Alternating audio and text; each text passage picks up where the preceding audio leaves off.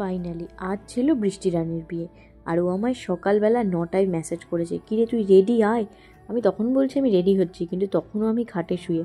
কাকু কিছু মজা করতে পারে, বৃষ্টির কপালে না দিয়ে নিজের কপালে দিচ্ছে, তারপর বলায় বলছে আমাকে তো বলতে হবে। হ্যাঁ, এখানে তো কাকুর কোনো দোষ নেই। তারপর বৃষ্টির কিছু ফটো ভিডিও তোলা হয়েছিল, সেখান থেকে আমরা গেছিলাম যেখানে গায়ে হলুদ হবে সেই জায়গাটায় কিছু ফটো তুলতে। আর আমি ওদেরকে বলছি, শোন, এমন একটা ব্যাপার কর যাতে মনে হয় আমার গায়ে হলুদ। ও সত্যি করে আমার গালে এসে হাত দিয়েছে। এখানে কিছু ফটো ভিডিও তুলে আমরা গেছিলাম সবাই মিলে ব্রেকফাস্ট করতে। আর অনিতকে দেখে মনে হয় উনি ভেবেছে ও মনে হয় খায় না, তাই আমাদের সবাইকে খেতে দিলেও ওকে দেয়নি। তারপরে বৃষ্টির তত্ত্ব এসেছিল, আমরা সবাই সেটাই দেখতে গেছিলাম। আমার শাড়ি পরা মানেই আমাকে সবসময় কুচি ধরার জন্য একজনকে চাই, আর সেটা সবসময় স্নেহাই হয়ে যায়।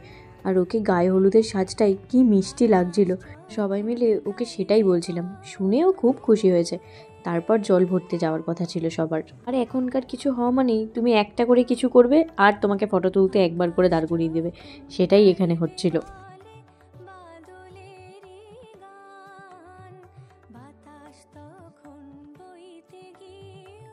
পরে আমরা সবাই মিলে গেছিলাম গায়ে হলুদের জল ভরতে। আর এখানে কাকিমা যাকেই দেখছে তাকেই একবার করে বলে দিচ্ছে, এই তোরা একটু নাচ। কাকিমার এই নাচটা নিয়ে বেশ একটা ব্যাপার ছিল। আর এই দুজন লেট, মানে তনুর জন্যই সবসময় যে ওর সাথে থাকে তারও লেট হয়।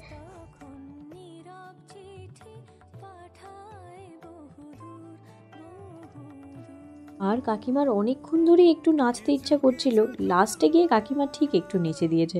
একটু যদি না নাচে তাহলে কি হয়। তারপরে যেটা বিয়ের দিন সকালে নিয়ম থাকে, গঙ্গা নিমন্ত্রণ করা। গঙ্গা নিমন্ত্রণ শেষ করে বৃষ্টির মামা বাড়ির মন্দিরে নিমন্ত্রণ করে তারপর সবাই আসবে। আমরা একটু আগেই এসেছিলাম যেহেতু বৃষ্টি একা ছিল। এসে দেখছি বৃষ্টির আবার ফটোও চলে এসেছে।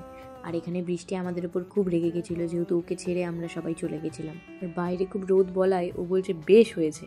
তারপর আমরা সবাই ওর তত্ত্বগুলো দেখে বলছিলাম আমাদের কার কোনটা চাই।